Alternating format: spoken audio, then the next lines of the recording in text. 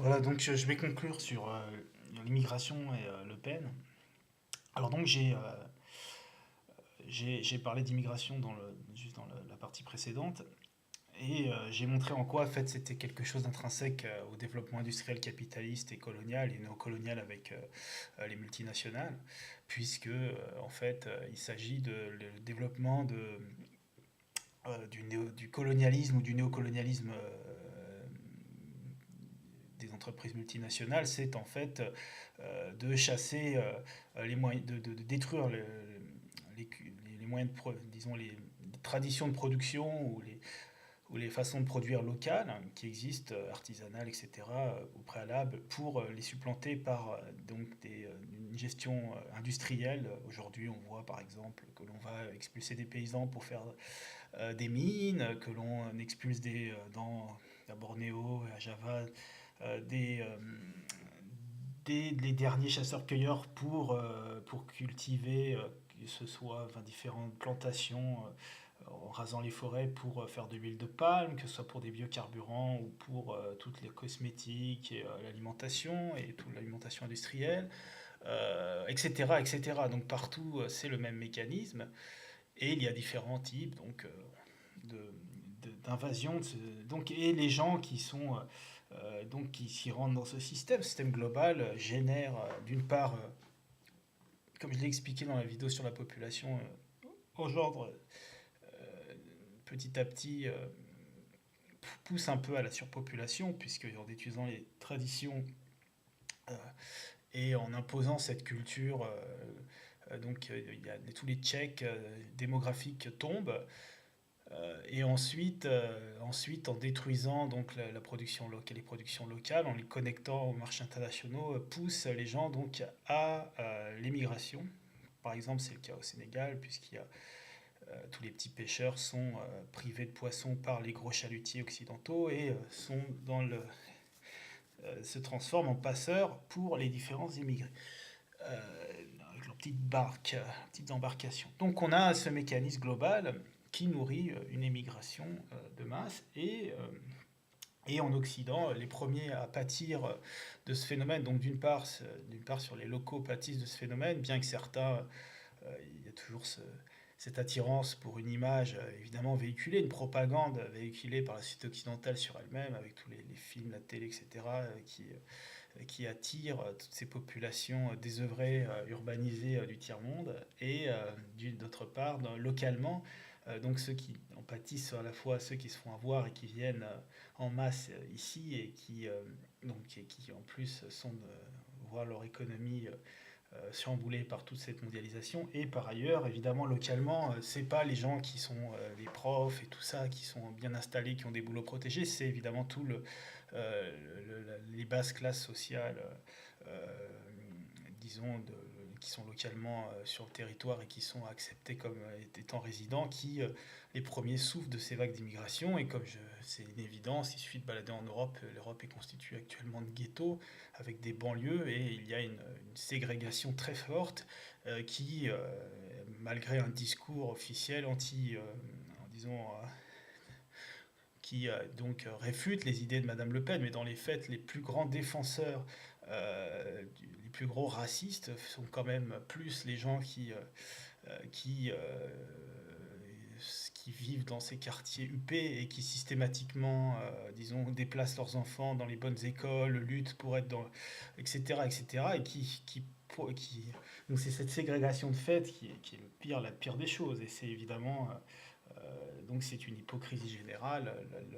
L'Europe et tous ces gens qui poussent des hauts cris en fait et donc participent allègrement à un système de ségrégation et se protègent quelque part, se protègent à la fois politiquement et concrètement disons de ces conséquences de la mondialisation qui font qu'en fait il y a des chamboulements de toute la société finalement, puisque donc c'est la partie visible de cette mondialisation qui est effectivement un choc pour les sociétés occidentales, puisqu'elles se trouvent, c'est en fait, elles se trouvent rappelées des conséquences de cette néocolonisation brutalement par l'immigration qui est finalement un symptôme profond d'un désordre global à la fois démographique, etc., dû à l'industrialisation. Et aujourd'hui, effectivement, l'Europe qui est quand même, comme je l'ai expliqué, ce sont toutes ces situations industrielles, sont ces noyaux industriels finalement qui sont un peu comme des machines. Finalement, ce sont des centres de production qui attirent de la main-d'œuvre, sont de toute façon des lieux hautement densifiés. Et évidemment, surdensification pose problème. C'est quelque chose. C'est là, ailleurs, c'est le manque de ressources ou le pillage des ressources. Et là, effectivement, en Europe, c'est moins le cas, mais c'est plutôt la surdensification et l'exclusion, malgré la richesse. Il y a des inégalités de fait qui se créent, l'exclusion, manque de logement, etc. Et donc, évidemment, ce sont les gens qui des classes populaires dont on rebat les oreilles de croissance. Eux ne voient qu'il n'y a pas de croissance, par contre, ils voient qu'ils tombent très bas dans l'échelle sociale et qui sont effectivement de facto en concurrence avec des nouveaux arrivants, et même à la deuxième génération, les gens qui deviennent français, qui sont acceptés dans le territoire, deviennent en concurrence avec les nouveaux venus, etc., etc. Et au final, on arrive dans des situations très dégradées. Et c'est là-dessus que, évidemment, fleurit le Front National, puisque lui, sans avoir de solution à ce problème, comme je l'ai expliqué, la solution elle est très simple, je vais l'expliquer plus tard, mais lui, le Front National n'a aucune solution, il vit dans, il prône en fait un retour à une situation antérieure qui n'est pas possible, que c'est celle qui a créé la situation actuelle. Donc on ne peut pas y revenir, on ne peut pas faire machine arrière, c'est le principe même de la thermodynamique. Une fois que le désordre est établi, on ne peut pas revenir à une situation de non-désordre facilement, enfin c'est même impossible dans le cas actuel. Il faudrait réduire la population drastiquement, il faudrait avoir des ressources qu'on n'a plus, etc., pour revenir à une production industrielle comme au 19e siècle. Enfin, c'est strictement illusoire. Mais effectivement, par contre, elle a le diagnostic clair que les autres, évidemment, que ce soit la gauche, la fausse gauche, c'est-à-dire la gauche installée, des gens qui, la gauche, disons, rhétorique, et la droite libérale ne veulent pas voir, c'est-à-dire, enfin, qu'ils occultent, c'est-à-dire que les gens sont de plus en plus précarisés et en concurrence les uns avec les autres, et que cela s'accroît avec évidemment la nécessité d'avoir toujours de la main-d'œuvre de plus en plus servile et des jobs de plus en plus mal rémunérés et une main-d'œuvre fournie pour pouvoir occuper ces jobs un peu partout et la destruction globale des économies traditionnelles. Voilà, donc, et puis il y a le problème démographique qui, comme je l'ai expliqué, est lié à tout cela et qui est disons, à la fois, qui est le terreau de toute cette progression sociale actuelle, qui à la fois crée une croissance économique comme on voit en Chine et dans tous ces pays émergents, et donc qui bénéficie aux classes riches qui manipulent, enfin qui gèrent ce marché-là dans les sociétés occidentales et dans les sociétés et en Chine, de tous les mafieux qui sont au pouvoir, profitent de cette croissance et évidemment la souhaitent, comme Mathieu Pigas qui appelle encore à une croissance démographique et à l'immigration. Et par ailleurs, les gens qui, eux, par contre, sont au bas de l'échelle, qui se poussent les uns sur les autres et qui vivent dans une précarité de plus en plus forte, avec des ressources de plus en plus limitées, et qui, au final, probablement, enfin, ça se terminera mal, tout le monde le sait.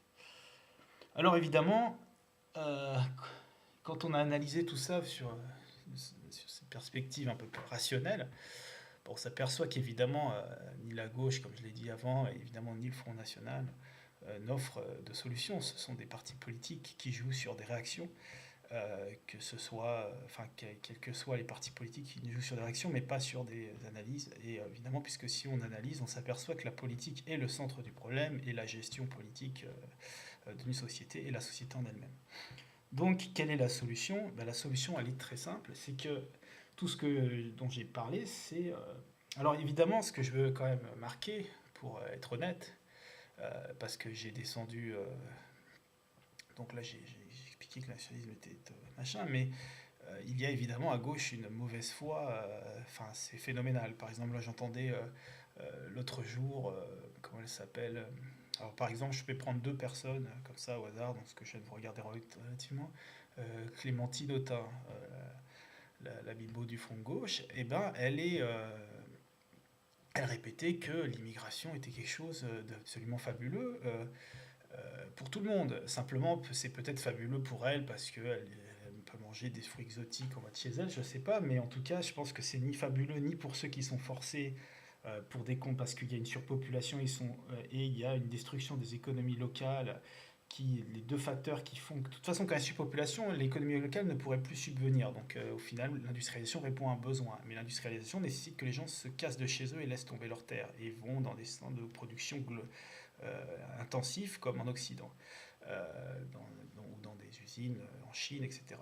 Donc il y a une émigration qui n'est pas, ces personnes souhaitent aller travailler en Chine, les populations rurales qui sont déplacées, ou les Africains qui vont sur des bateaux, tout ça pour aller très loin de chez eux. Je pense que, bon, même si leurs familles sont très contentes de ressort du pognon, je pense que ceux qui émigrent, il suffit de voir les comptes rendus, c'est pas la joie. Et même s'ils venaient dans des conditions légales, ils iraient s'entasser dans les banlieues comme nous, les Européens pauvres, on est. Aujourd'hui, on est dans des banlieues, on vit en colocation, on est dans des hôtels, etc. Même nous, donc je veux dire les deuxième génération, voilà, n'importe quelle personne qui n'est pas dans la classe riche. Et eux, ils viendront s'entasser là, ils verront que c'est la merde, et donc en général, ils sont assez amers au bout d'un certain temps. Donc eux ne voient pas tellement, je pense, le côté positif. Et quant aux Européens des classes moyennes, inférieures plutôt, des classes basses, et de tous les déçus, les précaires, etc., eux ne voient pas non plus en quoi c'est un, c'est quelque chose de positif, toute cette immigration économique, puisqu'il arrive en masse des gens qui c'est la concurrence, ils ne sont pas là pour partager des expériences, pour machin, ils n'ont aucune envie, il suffit de se balader en banlieue, chacun reste sur ses... Plus au contraire, plus il y a... c'est quelque chose qui crée du communautarisme, puisqu'on voit que actuellement c'est quelque chose qui... Les gens se défendent face, disons, à toute cette mondialisation qui les attaque de partout. C'est le cas des Européens, mais aussi il n'y a aucune raison que les Africains, que les Nord-Africains soient différents de nous. Ce sont des êtres humains qui ont globalement les mêmes mécanismes cérébraux. Et donc, quand ils sont soumis à cette pression extérieure, disons, vise à toute cette masse indifférenciée autour d'eux, bah, ils se reforment sur il y a la formation de communautarisme, comme le nationalisme, le pénisme, il y a le Qaïda, etc. Donc tout ça, c'est la même chose. En général, il n'y a pas de culture commune et il n'y en aura pas parce que de toute façon, il y a même plus, il y a plus de culture aujourd'hui. On vit dans un monde, il y a par rapport à Madonna et je sais pas qui aujourd'hui, Gangnam Style, il y a pas possibilité, il y a plus, la culture ne peut plus se faire parce que les gens sont dans les transports. J'ai déjà expliqué, on travaille, on est dans les transports et on vit dans une culture industrialisée. Euh, on n'est plus, c'est fini, la culture locale, etc. Donc voilà la réalité des choses, évidemment, pour les classes populaires, c'est un discours qu'ils n'entendent pas. Là, je voyais aussi Jacquard qui disait qu'il faut ouvrir ses frontières, comme ça on pourra accueillir les pauvres d'Algérie. Mais on va les accueillir où? Je veux bien. Mais il faudrait alors qu'on fasse de la place là où il y a de la place, c'est-à-dire dans les grands appartements au centre de Paris, peut-être l'appartement de Jacquard, je sais pas, enfin il faut voir. Ou alors construire dans les dernières zones protégées, je sais pas, dans le massif armoricain, il y a un parc naturel, peut-être on peut faire des jolies résidences pour les nouveaux arrivants, ou alors je sais pas, au bois de Boulogne, on coupe les arbres, on met des gens. Mais en fait, c'est pas ce qui se passera, évidemment, tout le monde sait que si que les frontières sont fermées, mais les gens passent quand même et ils viendront dans les banlieues comme partout, et ils viendront s'entasser et en chieront, et puis ceux qui sont sur place déjà en chieront.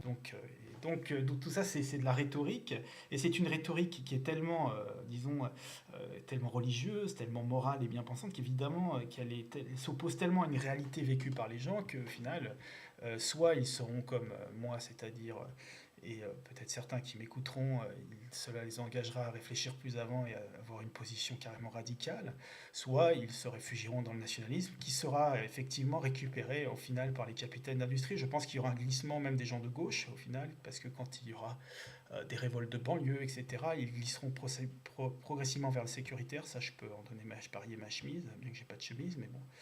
Petit à petit, on ira vers. D'ailleurs, c'est la rhétorique communiste, hein. Molotov avait inventé la Kalachnikov pour justement se protéger des criminels qui menaçaient la République, disons, l'Union soviétique, qui avait quand même quelque chose de très moral. Donc je pense que la gauche est tout à fait encline à retourner sur ces traces-là et à s'allier, du moins, à s'allier progressivement. D'ailleurs, c'est ce qu'on a vu avant-guerre. Il y a eu des socialistes sont passés à l'extrême droite, et je pense que même elle peut prendre le pouvoir et appliquer une politique ultra-fasciste d'ordre, etc. Enfin, on a toutes sortes de choses qui feront que, au final, il y aura, disons, l'option sécuritaire risque, quand ça dérapera, il y aura, disons, ils sauront réagir pour s'opposer au chaos possible. Alors, donc soit il y aura une radicalité, soit il y aura au contraire euh, donc des gens tomberont dans le nationalisme et l'option de la force. euh, et petit à petit, ils commenceront disons, ça deviendra une option de fait. Alors qu'est-ce que c'est que l'option radicale? L'option radicale, c'est celle qui va au fond des choses et qui regarde l'évolution du monde et qui essaie de réfléchir et de voir comment ça va se passer. C'est une option amorale, c'est-à-dire qu'on considère que l'immigration l'immigration économique n'est pas un bien, c'est un symptôme d'une maladie profonde qui est la destruction par la civilisation industrielle, une destruction qui ne mène nulle part, et c'est par ailleurs la constatation que face à l'évolution démographique de la planète et toute la civilisation industrielle qui la maintient et la destruction des écosystèmes qui permettent la vie, nous allons droit vers un effondrement qui sera ultra violent et qui sera effectivement qui tranchera du confort matériel dans lequel nous vivons actuellement. D'ailleurs, tous ceux quand le pétrole viendra à manquer, je pense que beaucoup de gens partiront de France parce qu'il fait froid l'hiver. Et pour avoir essayé de me chauffer rien qu'au bois avec une stère, je peux vous dire qu'il y aura à peu près une stère par habitant, je pense, au maximum, gros maximum, une stère par foyer. Et je pense que beaucoup de gens mourront de froid. Donc je pense que s'il n'y a plus de pétrole, on pourra faire nos prières et ce n'est pas les éoliennes qui nous chaufferont. Donc je pense que l'immigration se résoudra d'elle-même. Et je pense que c'est effectivement la solution au désordre global. Donc il ne faut pas tenter de trouver une solution politique. Il faut appeler à casser, donc parce que le capitalisme est ce qui crée tous ces désordres. Et le capitalisme et la civilisation industrielle qui sont liés, puisque disons, la gestion industrielle et la production industrielle. C'est celle qui crée le chaos actuel et donc il n'y a pas d'alternative ni de gauche, comme j'ai expliqué dans mes précédentes vidéos, ça c'est un mythe, parce que la production est globalisée aujourd'hui. Et donc, il n'y a qu'une chose à faire, c'est prévoir ce chaos qui va arriver de toute façon. Il n'y a pas de solution autre que la destruction de ces sociétés et de cette civilisation industrielle. Puisque de composer, de croire qu'on va la prolonger, c'est accroître, c'est minimiser nos chances de survie sur le long terme. Donc la seule façon disons, de maximiser notre chance de survie sur le long terme pour tous, c'est justement la destruction de la société industrielle qui amènera, d'une part, arrêtera tous ces flux migratoires. Donc les gens, donc ça c'est quelque chose qui se fera de soi-même. Si l'économie européenne s'effondre parce que les gens ne veulent plus produire de la merde et qu'ils se remettent à cultiver la terre globalement ou quoi que ce soit, après un petit chaos social, il ne faut pas rêver, eh bien je ne pense pas que ça attirera des masses de gens qui veulent réussir économiquement ou qui rêvent de choses qui sont inatteignables. Donc ça s'arrêtera de soi-même, c'est pas la peine de faire tout un baratin politique et d'envoyer l'armée aux frontières. Et par ailleurs, ce qui va se passer, c'est que donc c'est la seule solution et c'est ce qui permettrait de maintenir une société, disons, de décroître progressivement sans un chaos monstrueux. Bien que probablement il y aura de toute façon un petit chaos assez monstrueux auquel on n'échappera pas. Mais si on rêve maintenir cette solution, cette civilisation industrielle, même sur un temps court comme le proposent les écologistes, nous allons forcément au-devant d'une explosion qui se traduirait par différents types de violences. D'une part, la violence nationaliste, il y a différents types de réactions face à cet effondrement.